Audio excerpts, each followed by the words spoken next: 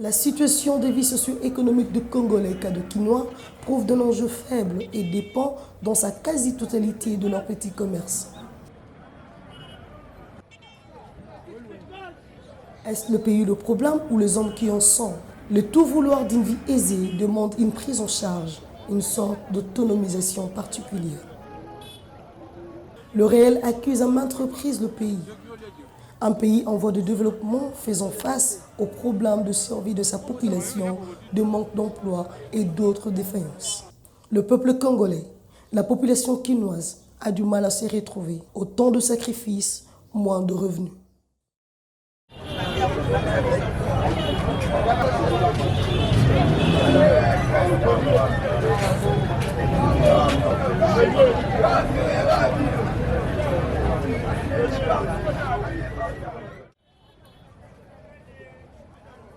Une mère de famille, Viviane, veuve de 5 enfants, nous explique sa situation de vie. Elle fait de cette activité de vente de sachets, de pain, du thé bouilli et de la bouillie quaker depuis des années. Autrefois, elle pouvait s'y retrouver. Par ailleurs, actuellement, tout est contraire. La situation économique du pays en est pour elle un déficit total. Pour ce faire, elle joint ses enfants dans le même angle de créativité afin d'essayer à s'en sortir de cette situation de vie néfaste. Mais, peu importe de cela, aucun revenu n'est satisfaisant.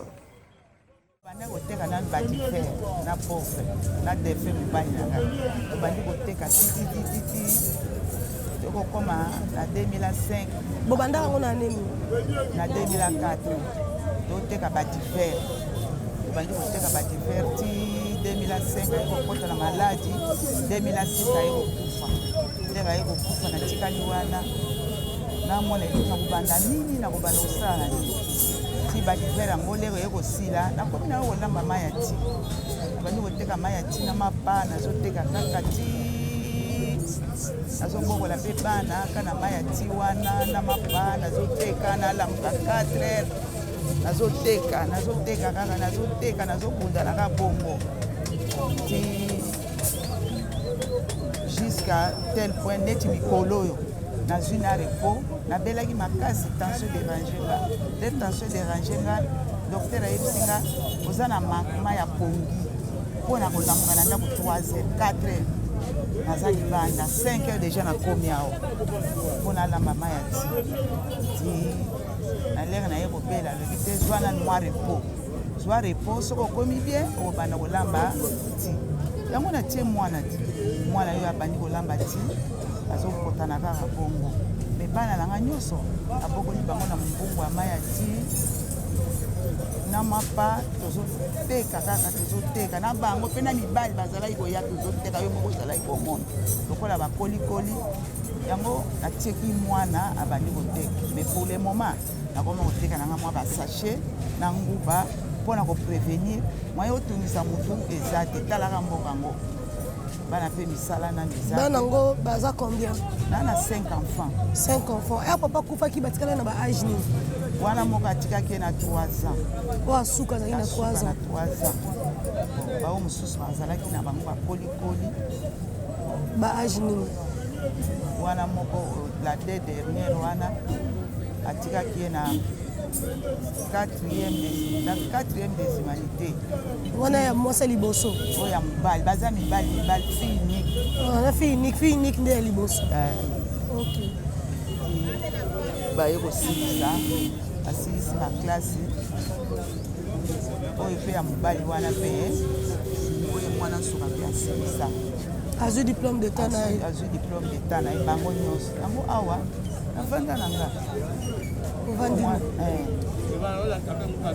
sikoyo ndenge otekaka banda koteka banda ya papa azalaka na 2004 bozalaka na capital vraiment ya makasi tozalaki na fond tozalaki na mwa fond na biso talaka lera ye koconceve maladi hôpital aye kosala ye opération ya cancer estomac cancer estomac tobandi d'état tokomi na Saint Joseph toye kose retrouve na campus dernier soin ezalaki na campus leko amoni ezosimba te bayebisi biso bozonga ndambo tozongi ndako yango aye kokufa ndenge aye kokufa fo nyonso esali nini esili nango siko fond oyo oyaki kodémarre nango après liwa ya papa ezalaki ya combien atikelaki nga chaînette moko boye chaînette ndenge atikeli nga chaînette petit frère azwi chaînette wana mpe ndenge ateki aye kopesanga mbongo yango na bandaki démonage ifo yango mpe bandonga te soki totali mpe ezalaki kaka $100 wana ezalaki $100 wana ezalaki mbongo ok apesaka $100 $100 wana ezalaki mbongo nabandi kobaluka nango jusqu'à tel point namonaka mbongo na nga etikala neti fo kaka ya $100 ti lelo mombongo netikaka la fois $100 napoka yango ozolesa bana ozofuta ndako classe mpe na kati nzambe malamu baye kosilisa klasi bien ke misala eza te mais tozodébrouille kaka ti lelo tozodébrouille naboya nanga mpe kobala naboya nanga surtout naboya nde kobala naboya nanga na bala nabokola bana nanga soki bazwi na nsima na bango na kosala nini nakokoma bien na kobonga yango mpe lelo na débrouillaka boye malembe moye natungisa bango eza te nguba ok tala na quantité ya nguba 100 francs tozopotana kaka ti lelo tozotekaka malembe koma kotekaka sachet mwana azolamba mai ya ti na mwa kwake bato asombi toluki kobomba mwa ndamba mbongo po tofutela ndako. Vraiment. La flambée de prix de matières premières constitue un handicap pour ces dits commerçants de petites activités. Le prix augmente du jour au lendemain. Les commerçants prouvent d'énormes difficultés de tous les sens. Plus pire encore, la vie de famille. Sur le marché, le taux de femmes est élevé, ce qui implique la gestion de vie de famille par la femme. Malgré le nombre d'années à bien vouloir faire sur le marché, elle ne merge pas. Parce que, avec ce même revenu, elle s'occupe de la famille, entre autres, payer le loyer, scolariser les enfants, voire jusqu'au niveau supérieur. Tous les commerçants déplorent cette manière selon laquelle marchent les choses. Commerce est bien dégainé. Si l'on a que biloko on est sur zone matam. Commerce est bien. Ça qu'a fallu dans 100 000 francs. On a coûté un transport hôtel. Vous avez besoin de deux ans, mais vous avez fait un moto 5 000. On a essayé de faire la 5 000. Na moto, na transport, essayé de faire la 5 000. Bidon, oui. Ils ont 114 000. Naza bana 5. Bazo tanga. Ba papa mboko bazaka isusu. Misala ezalaka te. To koma ko boko la bana biso moko ko futa minerval. Mi ba na 6e na osala bo. Tala suki na ko sa suki. To mo suki ne komi. E komo nde mataba. Na ko sa suki ko bana classe. Lobi so bazi basilisi classe. Musala ezate. Ba vai na ndaba ko mbata pusu. Eza kapote to mesani yanga tozobundana nazwaka ta mwa petit rien mpona elesa bana naza bana 4 akoli nakolisi bango na mikate batangi mpe classe na batangisa bango na mikate lere ezalaka bien atangisa bango na mikate bongo lelo na mikate basisi bango nyonso classe bango nyonso basisi classe etikaleka matsuka azosisane eske liboso mikate ezalaki bo oyo mikate ya 50 frango tokomotya safu asala mosala plus de 20 ans asali mosala soki nakomi buka mpona mosala oyo mais modele oyo ekomi te lelo kei osomi na prix mosusu lobaki na prix mosusu ezalaka boye te saki ya farine ewuti kolonga na ba 45 000 a 100 000 francs toza kose sortir te tozobundana kaka me toza kose sortir te ezaka mpo eloko yo mesana na yango ozoboye toza kose sortir te okoki kosala penya boye mosusu mpo omoni mpo ozwa eloko moko eza te sucre cher biloko totiaka na mikate biloko nyonso eza cher okose sortir ndenge okozwa bénéfice ya malonga soki biloko eza moins cher si lotaki biloko eza cher bénéfice na malonga ozwa bénéfice ya malonga te nga aza commerçant naateka matériel électrique ala commune à Matete, précisément à Tomba. Na doyen à Mpanzo, donc on a 25 ans de carrière. Bon, normalement, auparavant, c'était presque bon. Mais pour le moment, nous avons un peu envahi les étrangers. Au début, quand on avait étrangers, nous avons comme surtout qu'il n'y a pas étrangers, pas pour un petit commerce. Nous sommes un petit commerce, les étrangers vont envahir. Les étrangers vont avoir des détails, ainsi de suite, ainsi de suite. Donc, pour le moment, la difficulté, pendant que nous rencontré, et en dehors, il y a moi, accumulation, il y a l'État, excès il y a des taxes, quoi, excès à des taxes. Donc, nous avons vraiment excès à des taxes, mais généralement, l'État a aidé, mais n'a rien. Nous avons un crédit moté à l'État, ta proposition moté à l'État, à ta avantage vraiment qui à l'État. Donc c'est comme si l'État a côté Arabiso plus que va revenir à Biso. On n'est pas qu'on a Biso Moussou, n'est pas à Liboso, le fonctionnement surtout n'est pas dans ma tête. Bon, azote Kanabalabala, azote débrouiller pour avoir un fils qui a peine quotidien. Mais Bazoé là est. Basenga ba taxes, bazoé là il y a des policiers sous ba circuler à Kawaboui, bazwa les sous na ba marque na bango ainsi de suite vraiment et ça la moi bien té mutango kutu a débrouiller pour avoir le fils qui lipa seulement lipa. Mais bazoé sous ba coiffé sous na monaka. Donc vraiment et ça la moi bien té. Autant la qui passe les amakasi de fois pe bayaka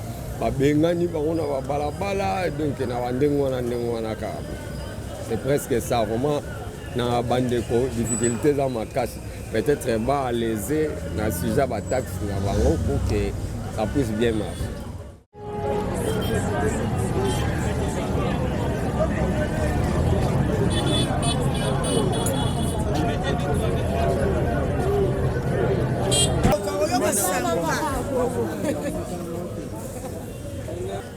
eza kopola tozolia te tozomela te tozovivre bien te bakola mboka bazovivre bien parceke moyen biso tovivre eza te nozomona sante oyo sante mobutu atikela biso malgré azalaki nde mabe azali mpe malamu me ya mbala tozokoka te tolembi banzala bapasi yo ozomona moto akoteka masanga na glacière estce fond ya combien naza yango ya combien ekaze kaze moko na ndambo oyo dekaze yango nde na kovivre na mboka oyo ateka vie mais tokose retrouve mpenza te pourquoi bapris neti oyo nosomela biloko lelo so okei osomi neti oswada osomba dife ya vitre na ye koteka mais lelo na nosomba lisusu nasomba su 10 te me nasomba 9 babiloko ezomata do jour au jour donc tokose retrouve mpenza te donc bato osomba biloko surtout bachino bateka biloko bapris moko ya likolo donc komata na semaine moko bakomata biloko mpe ata ba 3 fois 2 fois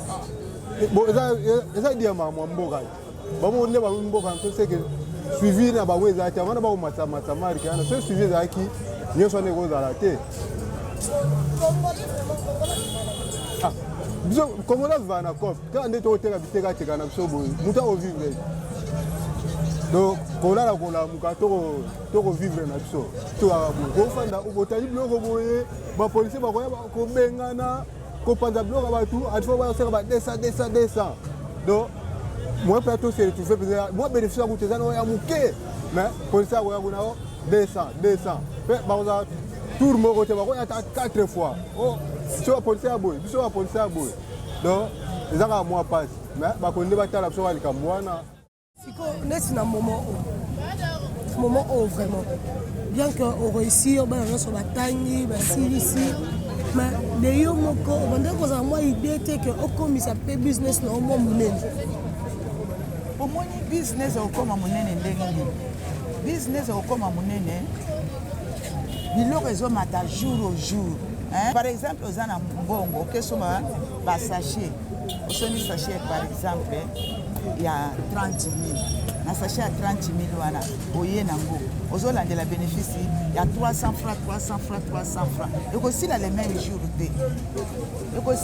jour te soki oteki par exemple 10 sachet na 10 sachet wana oteki ma mosusu na 20 000 na 20 000 wana olongoli mwa 10 000 olie otikali na 10 000 lobi lisusu kaka bongo okomata ndenge nini fo nini okozala na mwa malonga nazokorompe kaka place moko essentiel aneke nazala ata na mwa ndama marchandise mpo nateka lobi nasala nini nazonga lisusu fo mpenza ya malonga eza te naza lisusu na capital te ko nakoloba ke $100 wana nabandaki nango ti lelo eza nango te soko lelo capital no eza ya combien capital eza te ya malonga capital eza te mama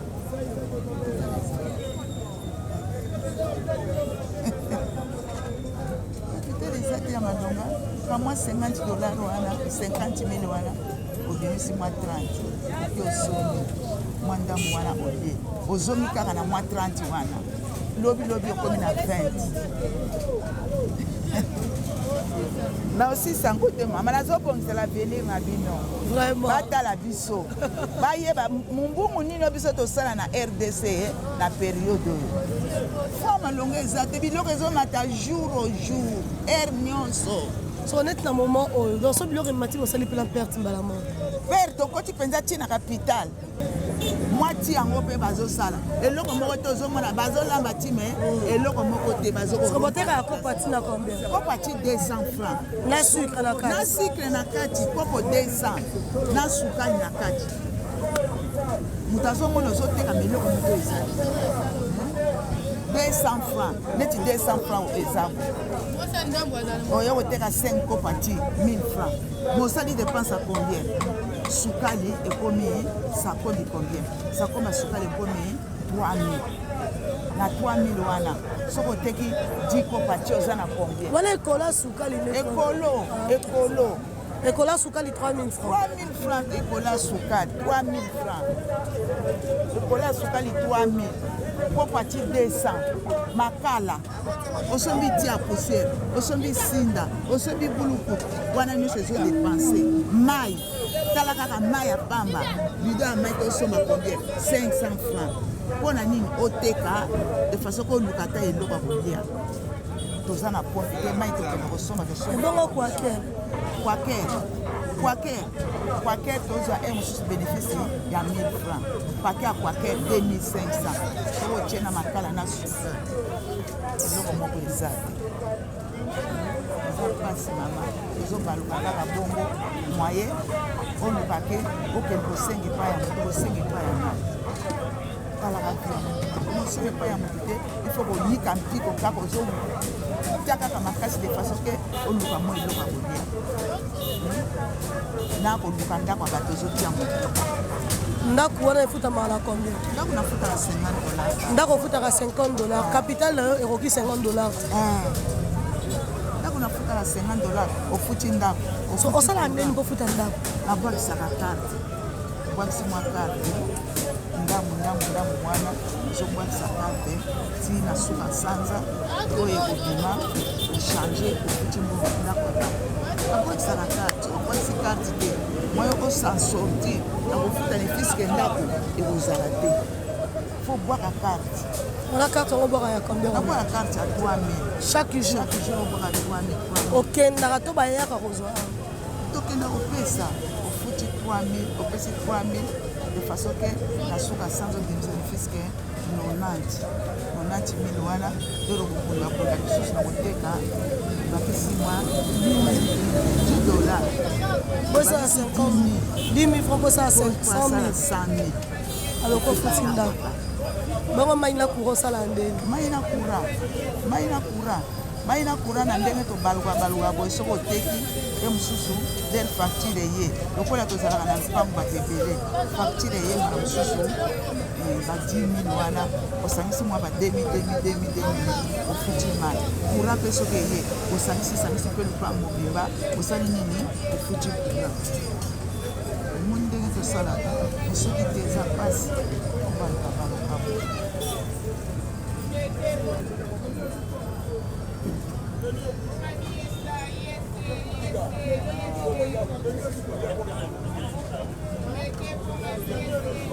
tokoma likolo bana bakoma bata moto ake bapesi ye moto abandi kobula ke pesa versement mwa journée na ye yango ezosunga bango mpo balia baluka mpe mwa ata mwa 100 francs bapesi yo bakoma bata bamoto osala te osala bakelukela wapi bakoma bata bamoto bafumbaka bamoto ebongo ya mwasi azodeplie na ye azoteka mwa biloko na ye ateki azoteka azobaluka bongo mwasi wana soki adeplie mwa ndambo na ye wana yango azoko misu osala eza te mbungu mpe bana yango à l'époque ezalaki très bien bozobaluka bozozwa mwa bénéfice pour le moment bénéfice ezalaka yango lisusu te eza te bénéfice eza te mais basachet yango baoteka bola combien sachet oyo toosoma yango combien toosoma sachet oyo 700 francs toteka yango 1000 francs oyo toosomba 600 tozoteka mpe ka 1000 francs tolandela ba 300 na ba 400 francs kaka esthétique na mesa totie esthétique mpo moto akosepela na esthétique wana azwi moto akosepela na esthétique wana azwi neti boye osomi yango na 7 osila lelo te après 3-4 jours osomaki mwa sachet ya 15 ya 20 000 na 20 000 wana ekosila mpe lelo te après 3-4 jours okosala lisusu ndenge mokolo ezokende sakoma ebundela nguba 2000 francs na 2000 francs wana okekalinga lero kokalinga na machine wana na 5 ebundela nguba bazosenga 1000 francs osombi sachet paquet ya sachet ekomi 1000 francs oye kokanga okozwani sikoyo na nguba bozwa mpe bénéfice nguba nakozwa bénéfice ata ya 3000 namona yango ebele ekoki omona bénéfice ya 3000 francs ebele olele pa ya nani nguba yango mpe leo kosomba wani kosila lelo te lobi après 4-5 jours mozokangama kaka de façon ke okomplete mwa 500 mpo manguba wana osombaki mpo na nini mokolo mosusu okende kosomba lisusu libonza mpe nazopesa kaka na mwa mbongo wana mpo napesa libonza na eglise.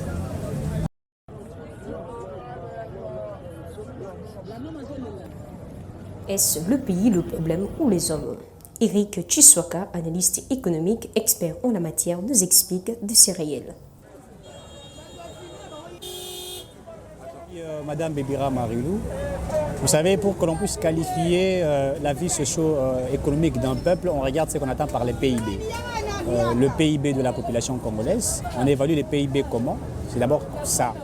Puisque le PIB définit réellement la vie de la population. C'est-à-dire le PIB, c'est en réalité ce que le peuple consomme journalièrement. Vous savez, en République démocratique du Congo, la population congolaise consomme moins de $1 par jour.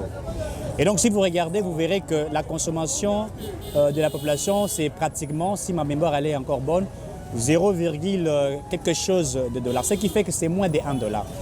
Et donc par là, nous pouvons simplement conclure que la vie socio-économique de la population congolaise est extrêmement faible via le PIB qui est le produit intérieur brut de la population congolaise. Et donc par là, il n'y a pas à inventer. La vie socio-économique de la population congolaise est extrêmement faible. Et les indicateurs si vous regardez ces indicateurs, vous trouverez que le social d'abord du peuple, d'abord quand quelqu'un consomme moins de $1, ça veut dire réellement que sa vie ne vaut absolument rien journalièrement. Alors que quand vous regardez dans certains pays, nous prenons par exemple l'Afrique du Sud, vous verrez que le PIB de Sud-Africain, c'est pratiquement dans les $4,5. Donc un Sud-Africain consomme par jour 4, quelque chose de dollars. Donc par là, le peuple est dans une souffrance économique, une souffrance immense. Le peuple vit aujourd'hui dans ce que nous appelons les activités informelles. Le peuple vit dans les activités informelles et ce sont ces activités qui font en sorte que journalièrement, certaines personnes puissent vivre. Et donc là, il se pose maintenant un problème de requalifier certaines choses, puisque dans certains pays, les activités informelles sont regroupées par la politique du gouvernement afin de structurer cela. En fait, vous voyez les pays comme le Kenya, le pays comme le Rwanda, les pays comme le Gabon, c'est les activités informelles qui régénèrent beaucoup de moyens à l'État congolais. Et pardon, l'État de ces nations-là. Pourquoi? Parce que l'État s'est organisé de structurer ces activités informelles. Donc, ce sont en quelque sorte, comme nous appelons, des activités microéconomiques où l'État est en train de récupérer. Donc, chez nous, il se pose réellement un souci majeur. Vous verrez que chacune des personnes est dans l'informel. Maman Azote Kalipa, elle est dans l'informel. Peut-être qu'elle ne paye jamais ses taxes, ses impôts, etc. Elle est dans l'informel. C'est celle qui vend des habits, etc. Donc, ce qui fait qu'en sorte que non simplement l'État aussi perd en termes de moyens que l'État doit régénérer, mais également aussi la population perd aussi en termes aussi des avantages qu'il doit avoir. Donc, si l'État aujourd'hui regroupe j'appelle ça des activités commerciales informelles, afin de les former, de les outiller, de les équiper et de les accompagner. Et c'est par là que nous pourrions parler aussi d'une manière stratégique d'une croissance. Donc, il ne faut jamais négliger les activités informelles.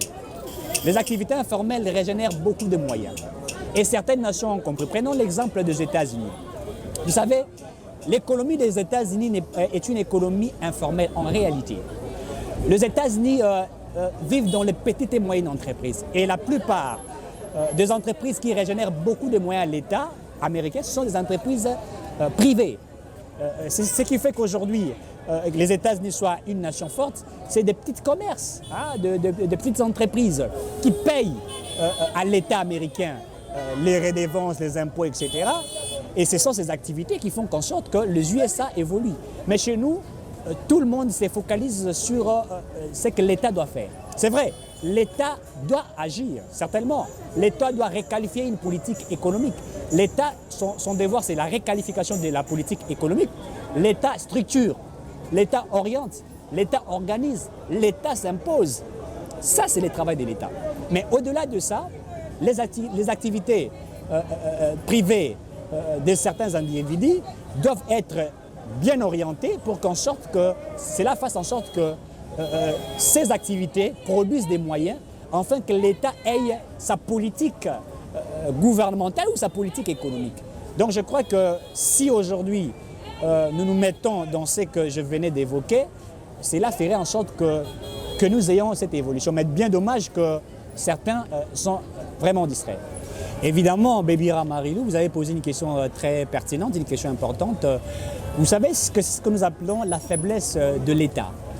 Puisque les lois existent, les lois sont là, mais il se pose un problème de l'applicabilité de la loi. Vous savez qu'en République démocratique du Congo, on a plus favorisé les entreprises étrangères au détriment des entreprises congolaises, de ceux qui ont créé des petites et moyennes entreprises qui doivent en réalité être soutenus par l'État. C'est l'État qui doit mettre des moyens pour protéger ces petites entreprises. Et d'abord, comme je venais de l'évoquer, je l'ai dit tantôt ici que l'État n'a pas bien structuré les choses. Puisqu'aujourd'hui, quand vous regardez certaines personnes qui vivent dans l'informel, comme vous venez l'évoquer, qui ne sont pas accompagnées par l'État. C'est ce qui fait en sorte que nous ayons ces soucis. Aujourd'hui, nous disons que la République démocratique du Congo a une économie extravertie. Et nous savons le pourquoi quand nous parlons d'une économie extravertie. C'est une économie dépendante de l'extérieur. L'État s'est focalisé beaucoup plus en allant acheter les choses à l'extérieur, en négligeant ces personnes qui ont des petites et moyennes entreprises qui peuvent produire localement. C'est-à-dire que les lois existent, mais cette applicabilité de la loi fait en sorte que nous nous sommes focalisés sur la politique économique extérieure. Alors qu'en principe, ces entreprises qui sont en République démocratique du Congo, on devrait favoriser une bonne concurrence, privilégier, n'est-ce pas, les nationaux. Mais c'est bien dommage qu'aujourd'hui, nous voyons tous avec vous et nous que ce sont plus des étrangers qui sont favorisés. Et cela aussi fait en sorte que nous ayons un problème. Tant que nous n'allions pas nous-mêmes nous focaliser sur la politique économique nationale, en mettant des moyens aux petites et moyennes entreprises, en restructurant les choses, tant que nous allons simplement nous baser en achetant ou en favorisant ceux qui viennent de l'extérieur, je crois que nous aurons toujours cette maladie de cette politique que nous appelons une politique extravertie. Et c'est cette politique qui fait qu'en sorte que nous ayons une balance commerciale déficitaire. C'est-à-dire, la balance commerciale déficitaire est due du fait que nous achetons tout ce qui vient d'ailleurs. Et si l'État congolais, puisqu'il faudrait le dire, dans tous les pays du monde, l'État est toujours défaillant. L'État ne résout pas toujours les problèmes, partout, même aux États-Unis, même dans le pays où les économies sont des économies fortes. Vous verrez que l'État est toujours faible quelque part. Mais la force de l'État, c'est de structurer les choses, d'aider les petits commerces. Puisque ce sont ces petits commerces qui font en sorte que l'État soit fort. En fait, l'État n'exerce pas des actes de commerce en réalité. L'État fixe les règles du jeu. L'État s'impose.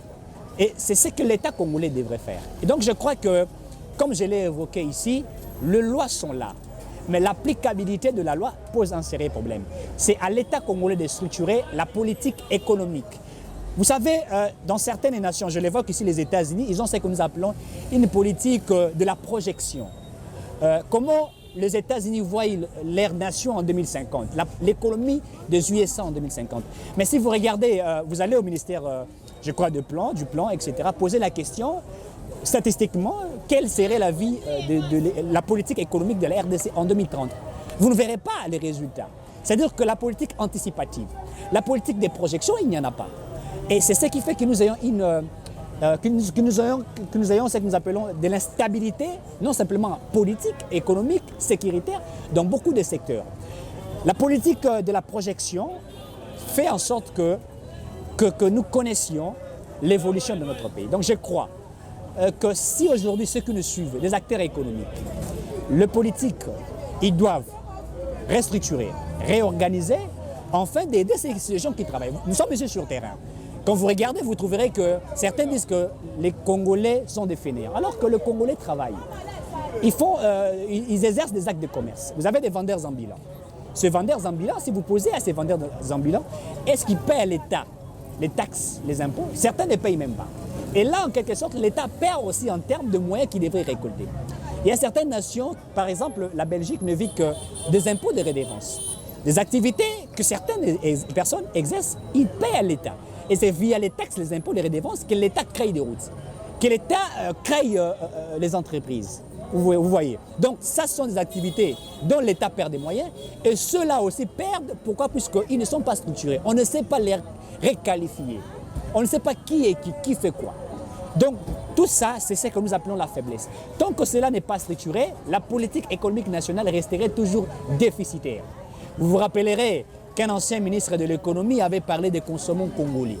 Qu'est-ce que signifie consommons congolais? C'est-à-dire que chaque Congolais est capable de créer une entreprise afin de régénérer des moyens et que quand il régénère des moyens, il paie à l'État des taxes et des impôts et c'est ce qui ferait que nous ayons une économie stable, un taux d'échange qui sera maîtrisé et quand vous avez un taux d'échange quasiment bien maîtrisé, ça a de l'impact sur la vie du peuple et ça influence même sur le PIB de la population congolaise. Et donc je crois que tout doit être requalifié par l'État congolais. La vie socio-économique du Kinois souffre de l'instabilité. On dirait que rien ne marche. Du vouloir d'une vie stable à la satisfaction de besoins primaires, les Kinois se sont résolus de s'adonner au marché pirate.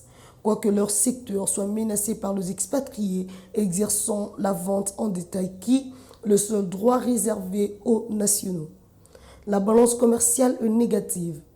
Nous déplorons la spéculation politique, mais aussi la mauvaise organisation de structures de l'État congolais. Car le vrai problème, c'est l'État.